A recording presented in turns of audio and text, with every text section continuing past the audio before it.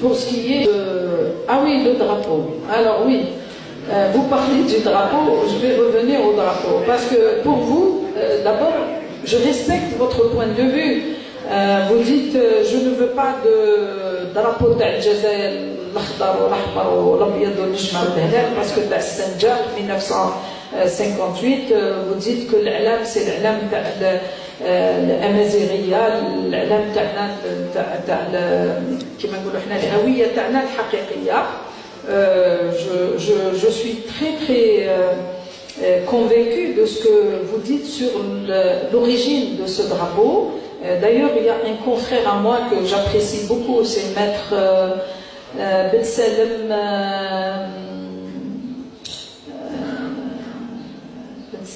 Athman, qui a fait même une vidéo dans ce sens pour expliquer le drapeau de la Mazérité, qui a expliqué les couleurs, qui a expliqué l'historique de ce drapeau, d'où il vient, son côté même qui va au-delà de l'Algérie, mais plutôt de l'Afrique. Si, mais lui, il a expliqué toutes les points. Non, c'est le même. Regardez, il a une vidéo qu'il a publiée. Non, monsieur rouge ou noir. Non, c'est le même. Il l'a expliqué. Le noir. D'accord. Donc, moi, vous me dites qu'il faut enlever ce drapeau. Je pense que si on est des démocrates, mais si une personne, ou la 10, ou la 20, ou la même 1 million, qui vont dire à 40 millions ou plus de 42 millions, il faut enlever. Il faut qu'il y ait un débat. D'accord. Je ne vous dis pas, je ne discute pas. C'est pas vous me demandez moi de décider ou quoi? Je ne peux pas décider ça. Si vous êtes démocrate, c'est une décision qui revient au peuple, non? Vous êtes d'accord? Eh bien, il peut faire l'objet d'un débat. Vous êtes d'accord? Vous êtes d'accord pour le débat? C'est ce que je veux.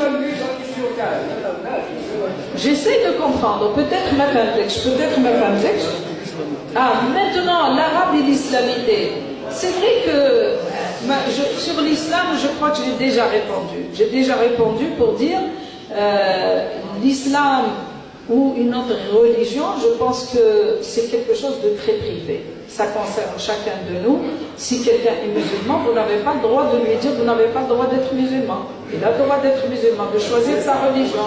Non, il a le droit. Vous allez lui dire non, il ne faut pas être musulman. Non. Vous, attendez. Vous parlez de la Constitution. À ce moment-là, il fallait me dire est-ce que c'est normal qu'on mette dans la Constitution, par exemple, l'article 2 qui consiste à dire l'islam, religion de l'État. C'est ça ce que vous voulez dire? C'est ça? D'accord. Alors, mais justement, la Constitution doit faire l'objet d'un débat où on va aller vers une Constitution qui va être discutée par les Algériens et qui vont choisir. Mais, personnellement, je dis que la personne ou les personnes ou ce système qui met l'islam, religion de l'État, déjà ne comprend rien à l'ordre constitutionnel. Pourquoi? Parce que tout simplement, l'État est une personnalité morale. D'accord?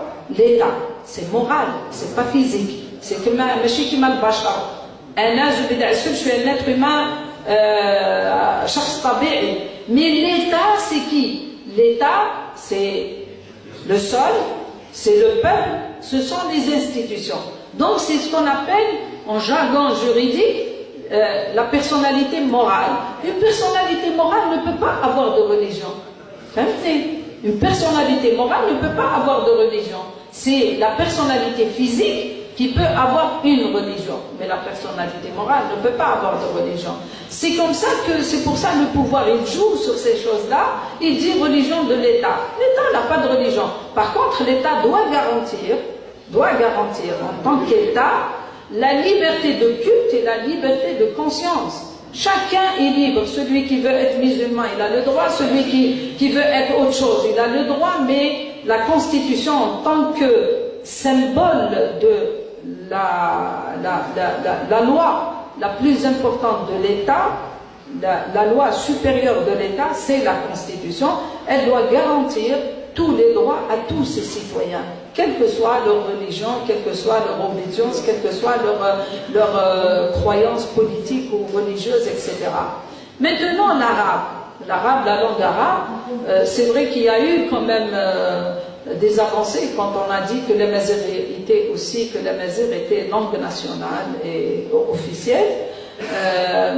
Aujourd'hui, c'est un débat sérieux qui se pose dans la société algérienne, mais je pense que toute question qui est clivante comme ça, où vous avez des gens qui acceptent, vous avez des gens qui refusent, je pense qu'il n'y a pas mieux que le débat pour régler toutes les problématiques qui sont un peu clivantes dans la société. Il va falloir en débattre sereinement, sans nerfs, sans zèf, sans rejet, sans priori, sans a priori, sans juger les autres.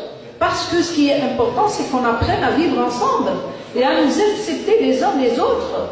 Même si on ne se ressemble pas, et tant mieux qu'on ne se ressemble pas. Sinon, ça serait mortel qu'on soit tous kiff-kiff, qu'on soit tous les mêmes et qu'on ait tous les mêmes convictions et les mêmes appartenances. Donc là, pour moi, toutes les questions peuvent se débattre, peuvent être l'objet d'un débat,